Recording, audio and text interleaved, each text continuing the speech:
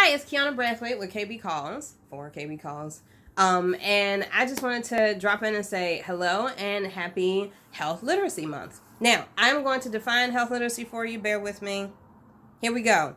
Wiki's definition of health literacy is the ability to obtain, read, understand, and use healthcare information in order to make appropriate health decisions and follow instructions for treatment. That's a lot, right? So let's go with health literacy and how you even start with that. So the ability to obtain, read, and understand. Well, first of all, you need to know for yourself, set this up, right? Have a conversation with yourself, or as my aunt says, put yourself on conference with yourself and define what health is for you, right?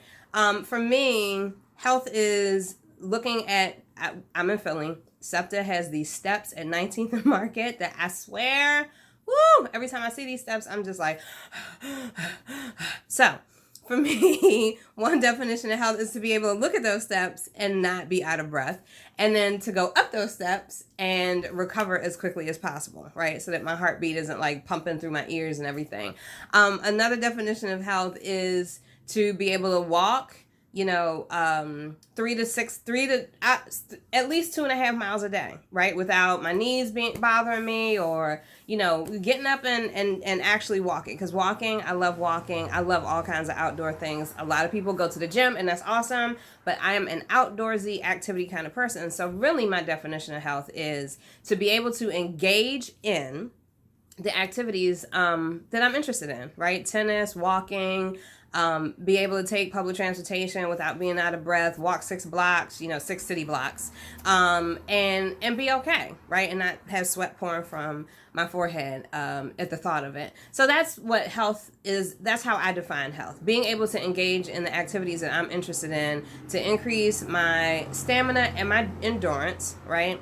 And to increase my strength. I like to be stronger as far as my back and, my core. And that's a process. So understanding, let's go back. So ability to obtain, read, and understand. The ability to obtain, read, understand, and use. All right. Now, with that use, right? After you've defined what health is for you, now you need to go out and do that. So how do you do that? Any instructions that your physician or, your physician, because you are the coach and you need to have a team. For me, I have a primary care physician, a cardiologist, an integrated health medicine doctor. I'm working on an acupuncturist, and I'm also working on a chiropractor because I had a couple of car accidents and, your back gets out of line and all that good stuff. And I also have a sports medicine doctor because surgeons are great. They serve a purpose to do surgery, but I like sports medicine doctors, especially DOs, because they have a tendency of wanting to get you back to your optimum level without cutting you open. And they lean more on physical therapy and things to do at home. And I just find that when I talk to my sports medicine doctor, there's an interest in how can I implement this into my life because my life is so crazy. That's just been my experience. So that's my team, right? Primary care doctor, cardiologist, because I have blood pressure issues on both sides of the family. Primary care doctor, cardiologist, integrated medicine doctor, sports medicine doctor, acupuncturist, and chiropractor. So I have a team of 6, right? I have 6 players on my team. Oh, dentist, forgot them. So I have 7 players on my team. Now, anytime I talk to those players or I interact with those players, I am the coach. So I say, all right, I'm here because, matter of fact, I'll give you an instance. I went to see a stand-in cardiologist because my cardiologist is so hard to get into. And I have been off of blood pressure medications for about 3 years now. Whoop, whoop.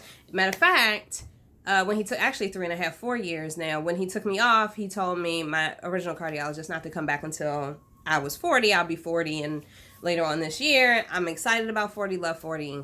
Come on, 40. And started to have stress, with life and a couple other things that I have going on. So I was like, all right, I'm exhibiting symptoms and I need to see somebody instead of sitting on these symptoms to make sure that they are not indicative of something much more serious. So I went into the cardiologist. She sent in her fellow, I'm not a fan, but I'll talk to you about that later. And then after talking to the fellow and he did his assessment and all that, because he did a thorough assessment, but I'll talk to you about that. I'm a believer in seeing the doctor. That's just me.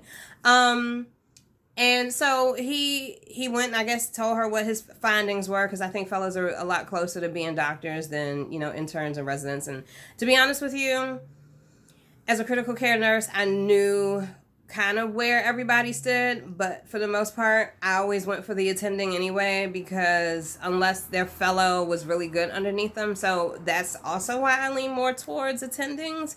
Again, personal preference. Some people love fellows, some people love interns and residents and want to be in a, educating environment and want to, be sharing that experience. And that's awesome, because we all need that. But my personal preference.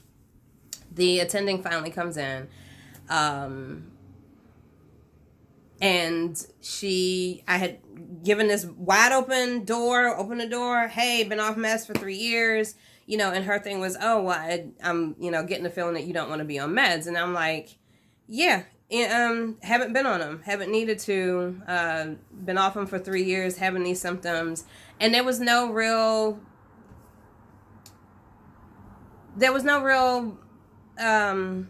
relationship there, right? It was like, all right, well, this is your issue. Here are your two options, meds or this. And I was like, which is a Holter monitor. And I've done the Holter monitor before. Usually by the time I'm in to see the doctor, a lot of my symptoms subside, or they don't happen often enough to be caught on a Holter monitor. So I did not want to go that route. So the other route was medication. Now, I know there's some lifestyle things that I am doing, not even need to do. I am in the process of doing, which I also want to talk about my health journey with that. But when you're getting the information from the doctor, you need to be able to understand, but not only understand it, you need to be able to have a conversation with them, right? Health literacy, I think, goes a little further than just the reading, understanding. There's a level of articulation that needs to happen, some give and take and interaction that needs to happen, that this definition doesn't necessarily encompass, and some participation on both sides, right? And accountability. That's really, I think, the whole for health literacy. But being as though this is Health Literacy Month, I kind of shared a little bit with you about kind of my health journey. And I am doing a couple things because, as I said, I had some issues with blood pressure. Still do. It's genetic. And I'm aware of it. And there's some changes I need to make. So I'm seeing an integrated medicine doc. Finally got her on my team. That was a couple years coming. And integrated medicine doc. And I'm doing mindfulness, right? I have been trying to meditate for years, hoping that I would get something positive out of it. And the integrated medicine doctor recommended that I do kind of meditation classes, which is something I had thought about, but I was just like, this sounds kind of funky. Going into a class to meditate, it's kind of a individual type sport. You should be in there by yourself. But I found that going to the classes has actually, one, pulled me out of this whole achievement mindset where I'm supposed to achieve something by being mindful. And it's also the energy in the room has kind of shifted. So when I go home and I do the practices at home, I kind of have an idea of what it's supposed to feel like.